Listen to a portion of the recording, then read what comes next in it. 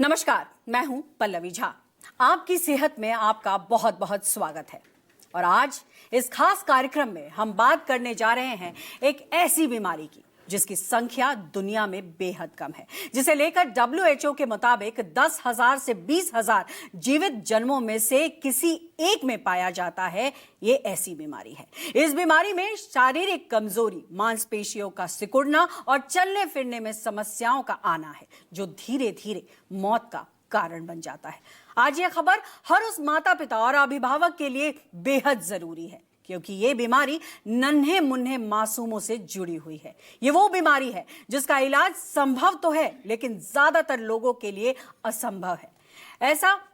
ऐसे में आज हम एक ऐसे बच्चे की खबर दिखाने जा रहे हैं जो इस बीमारी से जूझ रहा है। चलिए पहले उस मां के दर्द को सुनते हैं जो अपने लाल की जिंदगी के लिए लोगों से गुहार लगा रही है।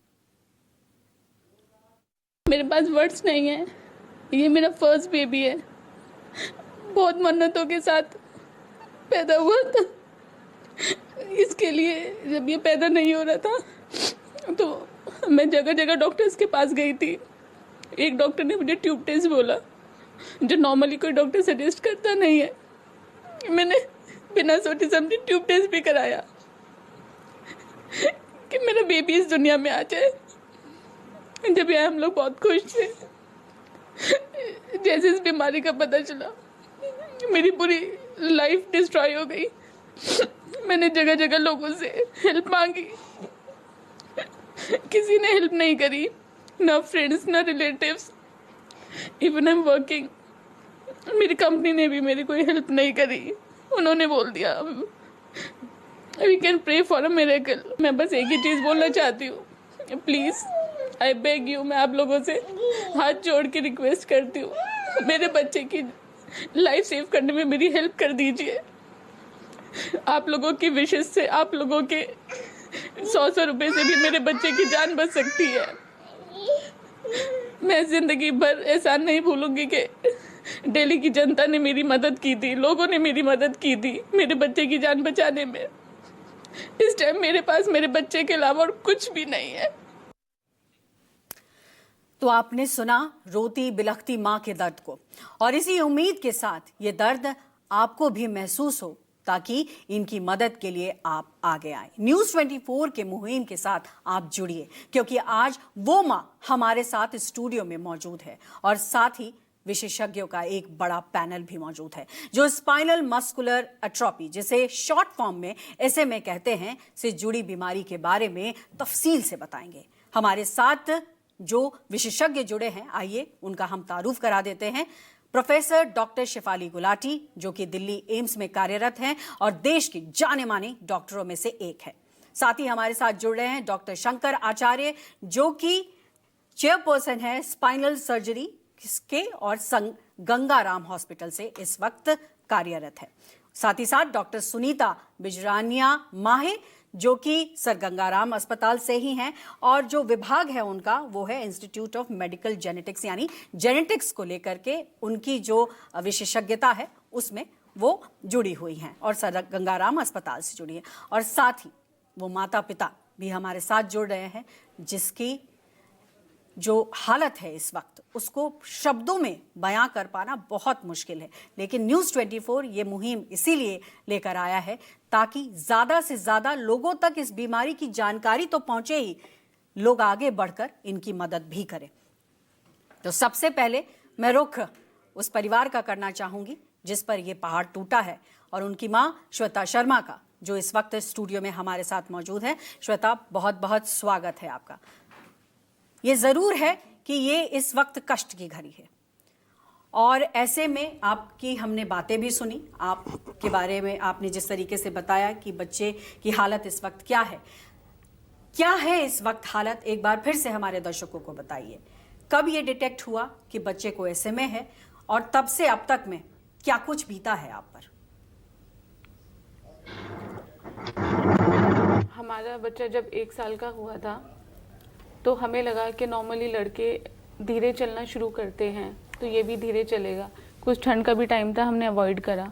जब हमने देखा कि 13 महीने हो गए हैं, ये खड़ा भी नहीं हो रहा है, हमने अलग अलग हॉस्पिटल्स में गए, हमने चेक कराया, किसी किसी डॉक्टर ने न्यूट्रिशन की कमी बताई, हमने सप्लीमेंट्स वगैरह भी दिए।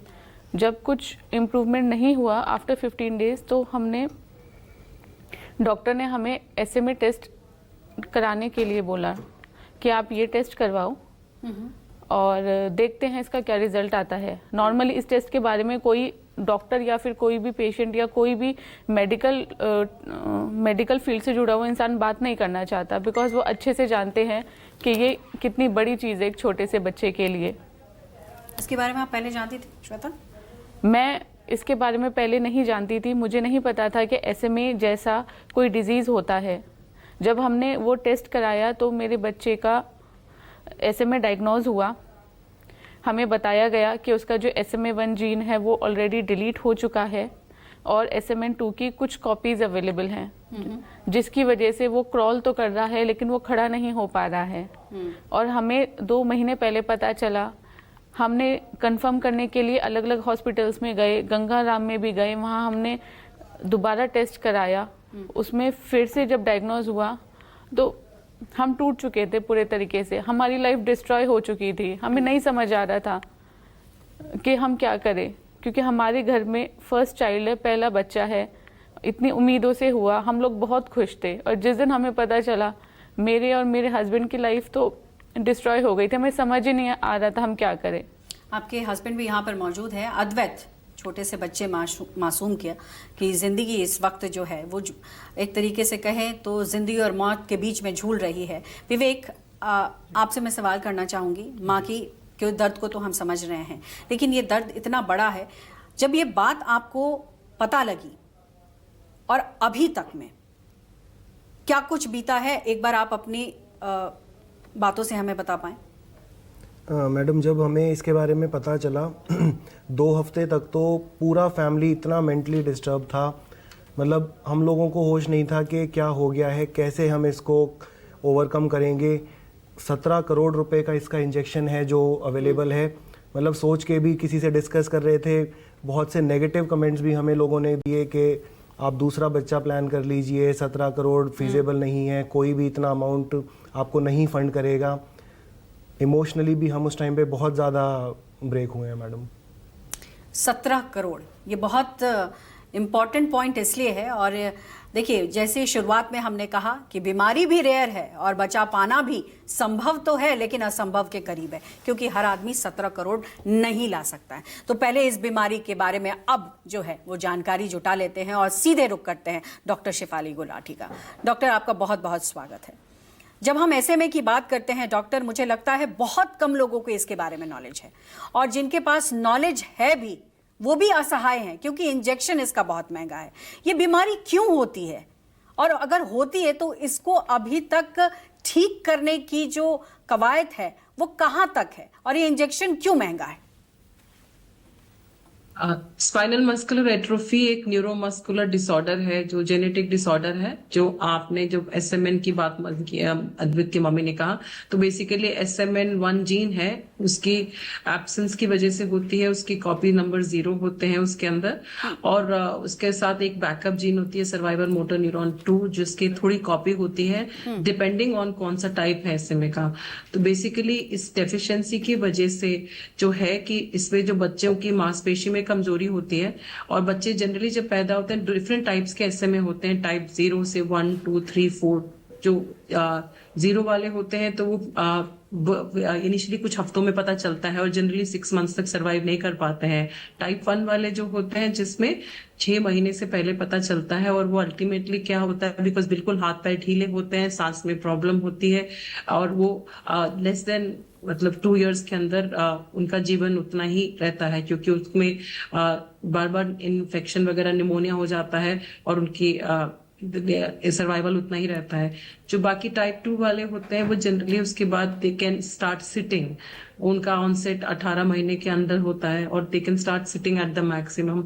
और उसके बाद जो टाइप 3 होते हैं वो उसके बियॉन्ड होते हैं, वो पढ़ पाते हैं। और टाइप 4 होते हैं वो बाद में आप लेटर ऑन पता चलता है टीनेजर्स वगैरह में भी और एडल्ट्स में भी पड़ सकता है। तो बेसिकली उनमें हाथ पैर में ढीलापन होता है, ऑब्वियसली सिवियर वाले में ज्यादा पहले होता है, बाकियों में हल्का होता है। तो जब भी बच्चा अगर ढीला है, गर्दन पूरा संभाल नहीं रहा है, तो एकदम से बच्चों के डॉक्टर को दिखाना है। फिर ये टेस्ट कर सकते हैं और बच्चे को जब एग्जामिन करते हैं तो उनके जो टंग्स में कुछ हल्की कंपकपी होती है जो डॉक्टर पीडियाट्रिशियन देख भी सकता है, जिसे सस्पेक्ट करने के बाद वो उसका जो MLPA टेस्ट होता है जेनेटिक टेस्टिंग का, वो करा सकता है ताकि डायग्नोसिस जल्दी हो जाए। और SMN1 उसमें 0 होगा और SMN2 की कॉपीज डिपेंडिंग ऑन किस टाइप का SMA है उसके हिसाब से होगी। लेकिन जितनी ज्यादा डॉक्टर ये कॉपी होता होगी, क्यों उतनी है? medicine क्योंकि खानी। बहुत सारे केसेस में चूंकि जीन से रिलेटेड है, इतना तो हम समझ सकते हैं, लेकिन ये होता क्यों है? क्योंकि किसी की फैमिली हिस्ट्री में अगर कुछ भी नहीं है और बच्चों में पाया जाए तो माँ बाप के जहन में यही सवाल होता है कि आखिर मेरे बच्चे के साथ ऐसा क्यों हुआ। ये बात श्वेता भी लगातार कह रही है। ये एक ऑटोसोमल रिसेसिव डिसऑर्डर है और इसके अंदर जो हमारी पॉपुलेशन है उसमें जो कैरियर फ्रीक्वेंसी है वो काफी है। एक 1 in 30 से 1 in 40 कुछ स्टडीज में I think doctor IC Verma ने डॉक्टर सुनीता बिठानिया के जो गंगाराम से स्टडी में 1 in 38 था। दैट मीन्स हर 38, जबकि SMA 1 in 10,000 रफली है, लेकिन जो कैरियर फ्रीक्वेंसी है वो 1 in 30 to 1 in 40 के बीच में है। क्योंकि कैरियर फ्रीक्वेंसी ज्यादा है तो अगर बाई चांस दोनों पेरेंट्स के अंदर कैरियर आता है तो उसके अंदर रिस्क रहता है कि बच्चों में अगर जिनके अंदर दोनों डिफेक्ट आ गए दोनों साइड से तो उसमें वो हो जाए। तो इसीलिए कई देशों में अभी पॉपुलेशन बेस्ड कैरियर स्क्रीनिंग की बात हो रही है। हमारे में तो जितने अभी तो पॉपुलेशन बेस्ड नहीं हो रही, पर जो भी इस बारे में समझ रहे हैं और आ रहे हैं उनकी हम हॉस्पिटल्स में कर रहे हैं। महत्वपूर्ण जानकारी डॉक्टर शिफाली ने दी है कि देखिए कैरियर बेस्ड जानकारी अब जुटाई जाने लगी है, क्योंकि जिस तरीके से इसका इलाज है हर पेरेंट्स के लिए बहुत मुश्किल है वो जुटा पाना। और ऐसे में डॉक्टर सुनीता, मैं आपका रुख करना चाहूंगी, चूंकि अब जिस तरीके से डॉक्टर ने समझाया क्यों होता है और कैसे होता है और कौन से टाइप है, अब ये हमें समझाइए कि जब बच्चे में हो गया तो अब इसका बचाव का रास्ता क्या है? क्या मात्र वो 17 करोड़ का इंजेक्शन ही बचा सकता है या फिर कुछ और भी तकनीक पर काम हो रहा है? बहुत बहुत शुक्रिया। जो स्पाइनल मस्कुलर एट्रोफी है ये जीन के न रहने से हो रही है। अगर स्पेसिफिक ट्रीटमेंट की बात करें तो जिस तरह अद्वित की मम्मी का ये मुहिम चालू है कि जीन थेरेपी उसे मिल जाए। जीन थेरेपी क्या होता है? बेसिकली एक जीन ही है जिसको एक वेक्टर यानी एक वायरस में एज अ कैसेट बना के उसके अंदर डाल के और उसको शरीर में डाल दिया जाता है। और इस उम्मीद से कि यहाँ पे इसका काम है यानी कि एंटीरियर हॉर्न सेल जो नसों के अंदर वहां तक वो वायरस पहुंचा देगा और वो जीन वहां पे बैठ के अब अपना काम शुरू करेगा। अब जो नसें होती है, नर्व सेल्स, ये काफी लंबे समय तक रहती हैं। अनलाइक जैसे ब्लड सेल्स है जो हर 14 दिन अपना वाइट ब्लड सेल अपना चेंज कर लेते हैं, नर्व सेल्स मेंटेन रहती है। तो एक दफा जीन थेरेपी देने से ही वो जीन अपनी जगह पे पहुंच के और अपना काम शुरू कर सकती है। तो दिस इज जस्ट एक तरीका है स्पेसिफिक जीन को पहुंचाने का, बट ये इतना आसान नहीं है। और दूसरा कि सिर्फ एक इंजेक्शन से एकदम मैजिक नहीं होता कि अब बच्चा बिल्कुल उठ खड़ा होगा और चलेगा और भागेगा। क्योंकि जब ये बहुत जरूरी है पता लगाना कि किस बच्चे की लाइफ के किस स्टेज में उसको वो थेरेपी मिल रही है। न्यूबॉर्न स्क्रीनिंग इसलिए किया जाता है कि जब तक बच्चे को कोई खास लक्षण शुरू नहीं होते तभी उसको जीन थेरेपी दे दी जाए, उसका फायदा मैक्सिमम होता है क्योंकि डैमेज बहुत कम हुआ होता है। लेकिन अगर किसी बच्चे की उम्र बढ़ रही है और उसका जो तकलीफ है वो बढ़ रहा है और एंड स्टेज में जीन थेरेपी दोगे तो उसका कोई खास फायदा नहीं होने वाला। ये एक चीज है। प्लस जीन थेरेपी इंजेक्शन एक ही बार दिया जाता है, लेकिन थेरेपी फिजियोथेरेपी, सवाल तो वही है ना डॉक्टर कि वो जो एक इंजेक्शन है वो इतना महंगा है कि शायद आम लोगों के पहुंच से बाहर है। और ऐसे में डॉक्टर आचार्य, मैं आपका रुख करूंगी, ये जो एक इंजेक्शन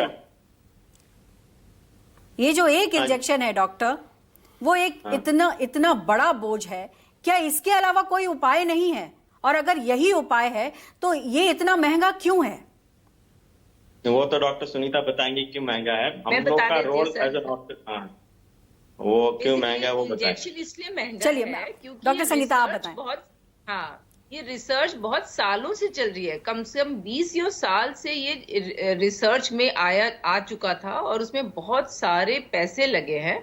प्लस ये जो रेयर बीमारियों की थेरेपीज होती हैं, they come under an orphan drug act of the USA. इसका मतलब ये कि क्योंकि जो एंड यूजर्स हैं वो बहुत कम हैं, मतलब कुछ हजारों में ही होंगे, अनलाइक कि कोई बुखार की दवा बनाता है तो वो तो मिलियंस को मिलती है। तो जो एंड यूजर्स कम है, यानी कि दवा बहुत कम बेची जाएगी। तो उस वजह से इन कंपनीज को प्रोटेक्ट करने के लिए ये ऑर्फन ड्रग एक्ट होता है, जिसकी वजह से उनको कोई अपर लिमिट नहीं दिया जाता है। वो कहते हैं आपको जितना आपका खर्च हो चुका है, in order to get back all this you can decide your rates. ठीक है डॉक्टर। प्रॉब्लम ये है कि हमारे देश में ही फर्क पड़ता है, बाकी कंट्रीज में इतना नहीं फर्क पड़ता क्योंकि कंट्री के गवर्नमेंट्स देते हैं। और यही बड़ी समस्या है और शायद यही वजह है कि ये जो पेरेंट्स हैं इसीलिए परेशान, हताश है। लेकिन हम कोशिश यही कर रहे हैं कि जानकारी के साथ साथ वो तमाम जो कवायद की जा सके इनके हेल्प के लिए वो हम कर सके। डॉक्टर आचार्य, आप स्पाइनल सर्जन हैं और ऐसे में क्या कोई और तरीका है SMA से लड़ने का? देखो मैडम नमस्कार, हमारे पास तो पेशेंट तभी आते हैं जब जेनेटिक डिपार्टमेंट से रेफर होते हैं। इनमें एक्चुअली दो प्रॉब्लम होता है। इनका ऑब्वियसली मसल वीकनेस होता है, तो इनका स्पाइन इरेक्ट नहीं होता, तो स्कोलियोसिस बोलते हैं। और स्कोलियोसिस के वजह से कबर टेढ़ा हो जाता है और इनके रेस्पिरेटरी मसल्स कमजोर होते हैं, तो उनको ब्रीदिंग डिफिकल्टी भी होता है। तो ऐसे भी ये वॉकर नहीं होते। सिटिंग बैलेंस के लिए हम लोग इनकी स्पाइन की सर्जरी करते हैं। स्पाइन की सर्जरी करने से इनका स्पाइन स्ट्रेट हो जाता है, रेस्पिरेटरी इंप्रूवमेंट हो जाता है एंड वो एक्सेसरी मसल यूज कर सकते हैं। बट ये परमानेंट तो नहीं है डॉक्टर? हाँ, ये परमानेंट है। जब तक दिस सर्जरी तो परमानेंट है, बिकॉज एक बार स्पाइन स्ट्रेट कर दिया और यूज कर दिया, it will remain like that. So they benefit from this surgery for a long time. लेकिन यहाँ मैं समझना चाहूंगी डॉक्टर कि मान लीजिए किसी बच्चे को वो इंजेक्शन नहीं मिला, 17 करोड़ के उस इंजेक्शन को नहीं ले पाया कोई परिवार, और जैसे आपने कहा कि सिम्टोमेटिकली जो प्रॉब्लम हुई उसकी सर्जरी आपने कर दी, तो क्या बच्चे की जिंदगी जो है या लाइफ स्पैन है वो बढ़ेगा? डेफिनेटली इम्प्रूव तो करेगा, बट आई थिंक पहले तो ये सब ट्रीटमेंट लेके हमारे पास जब रेफर होते हैं स्कोलियोसिस के साथ या डिफॉर्मिटी के साथ, तब हम इन्वॉल्व होते हैं। और स्कोलियोसिस ऐसे बहुत सारे सिंड्रोमिक बच्चों में होता है, बहुत तरह के सेरिब्रल पॉल्सी हुआ, सिंड्रोम्स हुए, तो जिसको न्यूरोमस्कुलर स्कोलियोसिस कहते हैं, जिसे नर्व और मसल काम नहीं करता। तो इसमें हम डेफिनेटली बच्चों को ऑपरेट करते हैं and they have long life, ऐसी की बात नहीं है। As long as that एक महत्वपूर्ण जानकारी इस बीच डॉक्टर शेफाली कुछ कहना चाहती है। जी डॉक्टर, क्या कहना चाह रही हैं आप? पल्लवी, हम देखना चाहिए, हमें समझना चाहिए सबको, दो प्रकार के मैनेजमेंट हैं SMA। एक तो है सपोर्टिव ट्रीटमेंट जो चल रहा है, जिसमें सबकी एक्सरसाइज होनी है, पूरा फिजियोथेरेपी, रेस्पिरेटरी फिजियोथेरेपी होना है, और जो बैठ रहे हैं उनकी अगर हड्डी, पीछे रीढ़ की हड्डी टेढ़ी हो रही है, जैसे डॉक्टर शंकर ने बताया, तो वो स्कोलियोसिस के जब रिक्वायरमेंट से सर्जरी करना, right, they are supportive treatment. दूसरा जो हम बात दूसरी कर रहे हैं, दूसरा इज डेफिनेटिव ट्रीटमेंट, है ना, जिसके ऊपर है उसके अभी इस वक्त SMA की बीमारी के 3 ऑप्शन है। SMA एक ऐसी डिजीज बीमारी है जिसके ऊपर पिछले 20 साल में बहुत ज्यादा अनुसंधान हुआ है, एंड रेट्स इसलिए हाई होते हैं, जैसे डॉक्टर सुनीता ने बताया, बिकॉज जो इतना रिसर्च में उन्होंने पैसा लगाया, they have to get back. So इसीलिए उनके पेटेंट होता है, तो फिर उनसे ही इंपोर्ट करना होता है। तो जो जीन थेरेपी एक है जिसका हमने अभी 23 पेशेंट्स में दिया है, जिसमें से अधिकतर नोवार्टिस का ही ह्यूमैनिटेरियन एक्सेस प्रोग्राम था, और कुछ लोगों को उनकी कंपनी ने दिया है, जैसे पब्लिक सेक्टर कॉर्पोरेशन ने, लाइक कोल इंडिया से मिला है, सोलर एनर्जी से मिला है, और कुछ ने उन्होंने क्राउड फंडिंग से लिया। तो 23 पेशेंट्स ने लिया है।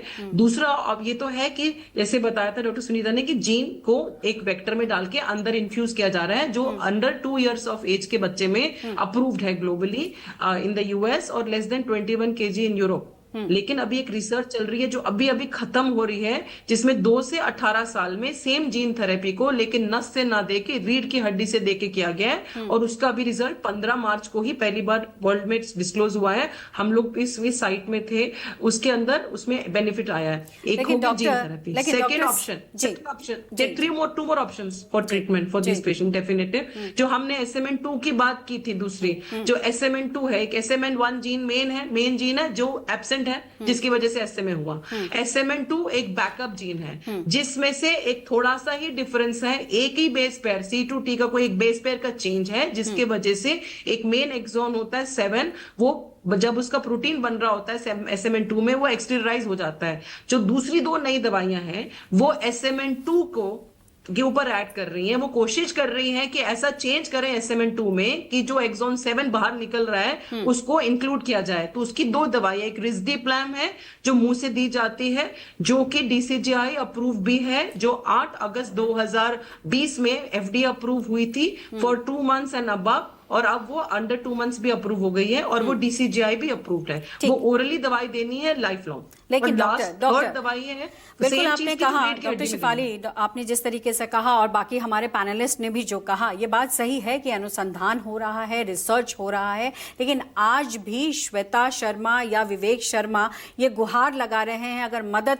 के लिए आगे आने के लिए लोगों से अपील कर रहे हैं, वो इसी वजह से कि जिस दवाई का आप नाम ले रही हैं वो भी बहुत महंगी है, जिस इंजेक्शन के बारे में आप बात कर रहे हैं वो भी बहुत महंगा है। ऐसे में आप इनको क्या सलाह देना चाहेंगे, क्योंकि आप लोग वो वर्ग हैं जो एक सही मार्गदर्शन देता है। और इस बीच में एक बार अपने दर्शकों से ये भी कहना चाहूंगी कि लगातार न्यूज 24 जो है वो फ्लैश कर रहा है, ये एक मुहिम है कि अद्वैत की जीवन को बचाना है। हम लगातार जो है श्वेता शर्मा के जो बैंक अकाउंट है उसके डिटेल्स को भी दे रहे हैं ताकि आप आगे बढ़ के आए और उनकी ज्यादा से ज्यादा मदद कर पाए, क्योंकि हमारी देश की जनसंख्या जो है लगभग 140 करोड़ से ज्यादा है और वो एक एक रुपया बहुत कीमती है इस फैमिली के लिए। इसलिए आगे आइए और इनकी मदद करिए। और फिर से मैं डॉक्टर शिफाली गुलाटी और तमाम विशेषज्ञों का रुख करूंगी।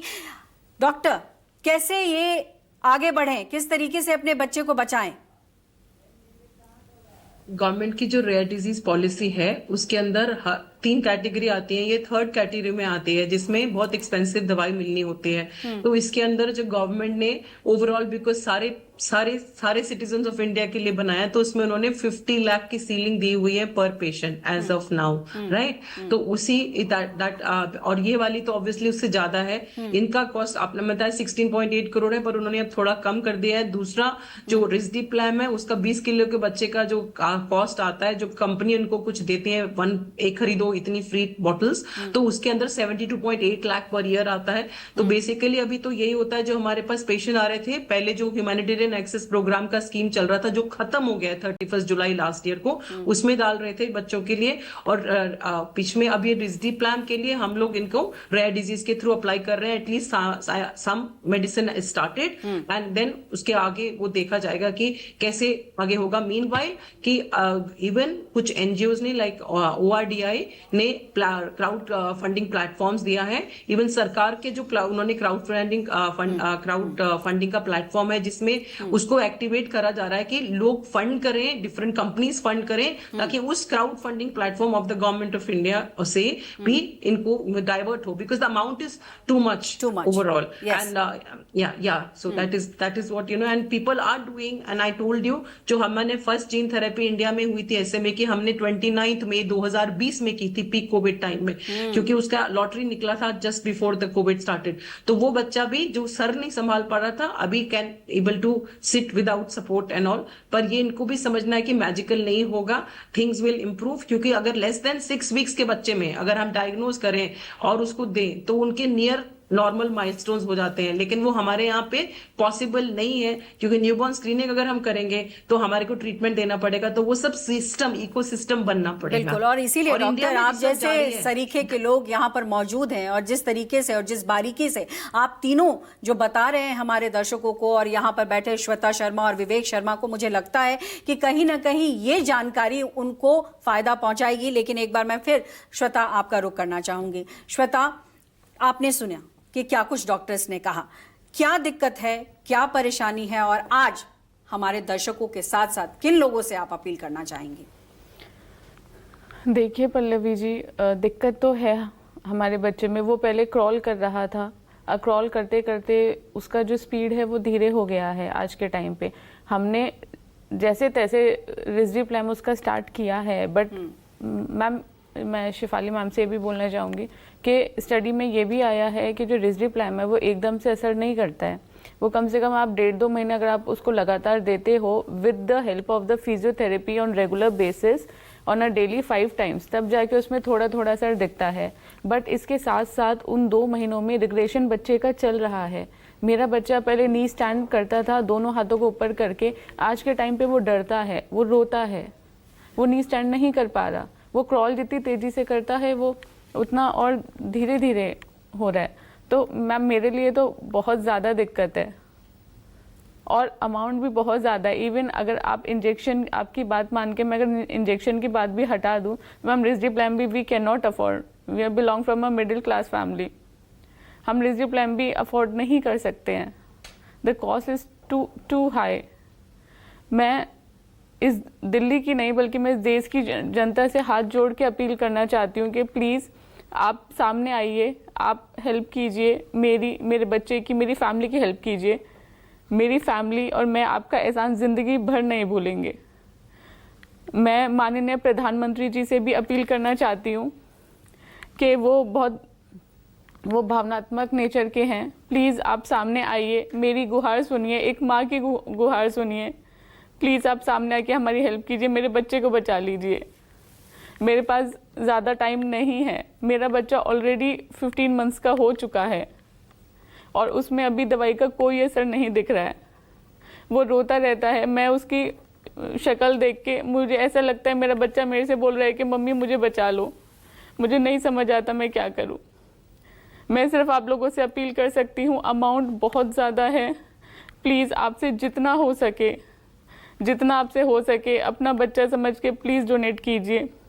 हमारे देश के बहुत बड़े बड़े उद्योगपति जी भी हैं जिन्होंने पहले हेल्प भी की है। ऐसा नहीं है कि इस डिजीज़ में जो और भी पेरेंट्स हैं जिनके और बच्चों को हुआ है उनको मदद नहीं मिली है, उनको भी मदद मिली है। प्लीज़ मेरे बच्चे के लिए भी सामने आइए। इस देश के प्रधानमंत्री से, इस देश के मंत्रालय से, मैं इस देश की जो दिल्ली की जो सीएम बनी है रेखा मैम, मैं उनसे भी अपील करना चाहूँगी। इस देश के उद्योगपतियों से मैं अपील करना चाहती हूँ, प्लीज़ आप सामने आइए, मेरी गुजारिश सुनिए और प्लीज़ मेरी मदद कीजिए। आप लोगों को अंदाज़ा भी नहीं है कि हमारी फैमिली पे क्या बीत रही है, हम बहुत ज़्यादा परेशान हैं। तो आप प्लीज़ हमारे सुन बच्चे रहे को हैं बचा कि इस लीजिए। माँ के गुहार को, और ये लगातार अपील भी कर रही हैं और इस वक्त उनके पिता भी इस वक्त मौजूद हैं। विवेक, क्या कुछ डॉक्टर से पूछना चाहेंगे इस वक्त, चूंकि देश के जाने माने डॉक्टर्स इस वक्त पैनल पर हैं, क्या आप कोई जानकारी जुटाना चाहेंगे? क्या कुछ मदद वो कर सकते हैं जानकारी के जरिए? नमस्कार मैम। मैम हमारी कुछ सेविंग्स थी, 1-1.5 साल में हमने कुछ अमाउंट सेव किया था, उसकी हम ऑलरेडी मेडिसिन परचेज़ कर चुके हैं। अभी फ्यूचर में हमारे पास बिल्कुल भी फंड्स नहीं है। जैसे ही हमारी ये मेडिसिन ख़त्म होंगी हम और मेडिसिन ख़रीदने के लिए भी कैपेबल नहीं है। तो वही जैसे अभी श्वेता रिक्वेस्ट करिए, मेरी भी आप सबसे यही रिक्वेस्ट है, प्लीज़ आप लोग हमारी सपोर्ट कीजिए। आपका छोटा सा कंट्रीब्यूशन भी हमारे लिए बहुत बहुत महत्वपूर्ण है। कोई जानकारी आप डॉक्टर से लेना चाहेंगे, क्योंकि देश के जाने माने डॉक्टर्स इस वक्त हमारे साथ जुड़े हुए हैं, कोई जानकारी आप चाहते हैं? बेशक लगातार हम कोशिश ये कर रहे हैं कि अद्वैत की जान बचाने के लिए हम लगातार फ्लैश कर रहे हैं कि जो उनके बैंक अकाउंट्स हैं वो आपको दिखाई दे रहे होंगे। आप आगे आइए और ज़्यादा से ज़्यादा डोनेट करिए ताकि जो इंजेक्शन की दरकार है इनको वो समय से मिल सके। लेकिन इसी बीच चूंकि हमारे देश के जाने माने डॉक्टर न्यूज़ 24 पर इस वक्त जुड़े हुए हैं, कोई भी सवाल अगर आपके दिमाग में विवेक या फिर श्वेता आपके हों तो पूछिए, सीधे पूछिए उनसे। श्वेता, कोई सवाल करना चाहेंगी? मैम सवाल तो नहीं है, लेकिन डॉक्टर्स से भी अपील है मेरी कि प्लीज़ मेरी हेल्प कर दीजिए। मैं एक वर्किंग वुमेन हूँ, फिर भी मैं कोशिश करती हूँ कि मैं ज़्यादा से जितना जल्दी हो सके मैं अपने बच्चे को रिकवर करा पाऊँ, लेकिन मैं अकेले या मेरी फैमिली अकेले ये नहीं कर पाएगी। हम लोग मिडिल क्लास फैमिली से बिलोंग करते हैं, हमारे पास में इतना अमाउंट नहीं है कि हम अपने बच्चे की जान बचा पाएँ। ठीक। डॉक्टर आचार्य, मैं एक बार आपका रुख करना चाहूंगी। जो स्थिति इस वक्त बच्चे की है, क्या उसमें कोई सर्जरी की जा सकती है कि तत्काल उसे बचाया जा सके? मतलब जिस तरीके से वो डिटोरिएट कर रहा है उसमें कोई कमी आ जाए? अभी इस सिचुएशन में तो कोई सर्जरी नहीं होगा, इसमें फिजियोथेरेपी ही होगा। आई थिंक फिजियोथेरेपी का मेजर रोल है, and parents and occupational therapist can help in this. Doctor Sangeeta, माफ कीजिएगा, डॉक्टर सुनीता आपका रुख करूंगी। आप कुछ बता पाए, कोई रास्ता दिखा पाए? ये सबका ये सहयोग बहुत जरूरी है, सरकार का भी और हम जैसे लोगों का भी और आम जनता का भी, क्योंकि एक्चुअली ये दवाई काफी इफेक्टिव है in combination with supportive care, जैसे डॉक्टर गुलाटी और डॉक्टर आचार्य ने बोला। सो हम लगे ही हुए हैं, ये तो आज की बात नहीं है, हमारा तो काम ही यही है कि इन जैसे पेशेंट्स का देखभाल करना। सो मैं भी अपील करूंगी सबको कि प्लीज डोनेट कीजिए, मैं भी करूंगी। बिल्कुल। और डॉक्टर शिवाली, लास्ट आपसे ही मैं कमेंट चाहूंगी कि लगातार आपने बहुत महत्वपूर्ण बातें कही हैं, ऐसे में आपका भी इस वक्त इनको ढांढस बंधाने के साथ साथ वो उपाय बता दीजिए जिससे कि ये आगे बढ़ें और अपने बच्चे के लिए हर वो संभव कोशिश करें। न्यूज़ 24 तो लगातार वो मुहिम चला ही रहा है। एक तो ये जो मैंने आपको सजेस्ट किया था ना कि रेयर डिजीज के जो भी आप दिखा रहे हैं तो आके दिखाइए, तो उससे कम से कम 50 लाख चैनलाइज तो होगा, जो अभी हमारे पास अवेलेबल है, यही मैंने गाइड किया था। और साथ में उनके क्राउड फंडिंग प्लेटफॉर्म में भी, और आप यहाँ पे कर ही रहे हैं। और आपको बता दूंगी जो हमारे 23 पेशेंट्स को मिला उसमें से 3 पेशेंट्स ने ऐसे ही क्राउड फंडिंग करके और मीडिया में जाके, एक का तो केबीसी में जाके हुआ था। तो like that patients are doing, आप भी कर रहे हैं जैसे माँ बाप, एंड आपका बेटा अद्विक इज वेरी लकी कि आप दोनों उसके माँ बाप हैं, and everybody is with you. हर एक को थोड़ा थोड़ा मूव करना है, पर यह है और कि यही आप जरूरी है डॉक्टर, और इसीलिए न्यूज़ 24 ये मुहिम चला रहा है कि अद्वैत की जान बचानी है, और उस जान बचाने के लिए आपको यानी आम लोगों को आगे बढ़ना होगा। साथ ही साथ जो अपील इनकी मां ने किया है उस अपील को भी सुनिए। आप तमाम लोगों का बहुत बहुत शुक्रिया, आप हमारे साथ जुड़े। आपने बहुत महत्वपूर्ण जानकारी हमारे दर्शकों को ही नहीं दी बल्कि श्वेता और विवेक को भी वो रास्ता बताया है जिससे कि वो अपने बच्चे के इलाज के लिए आगे बढ़ सके। तो अब ये बीमारी स्पाइनल मस्कुलर एट्रोफी काफी गंभीर बीमारी है। ऐसे में बीमारी से जूझ रहे इस बच्चे के इलाज के लिए आपकी मदद की दरकार है, जरूरत है। कृपया आप अपनी सहायता से इस बच्चे के जीवन में आशा की उम्मीद लाएं। आपकी एक छोटी सी मदद भी इस बच्चे के जीवन को बदल सकती है। तो आज के लिए हेल्थ 24 यानी आपकी सेहत में बस इतना ही है, लेकिन आप इस बात को मत भूलिएगा कि ये रेयर बीमारी है और इस रेयर बीमारी के खिलाफ न्यूज़ 24 के साथ साथ आपको भी खड़ा होना होगा। तो आज के लिए बस इतना ही। स्वस्थ रहिए, सुरक्षित रहिए और देखते रहिए न्यूज़ 24।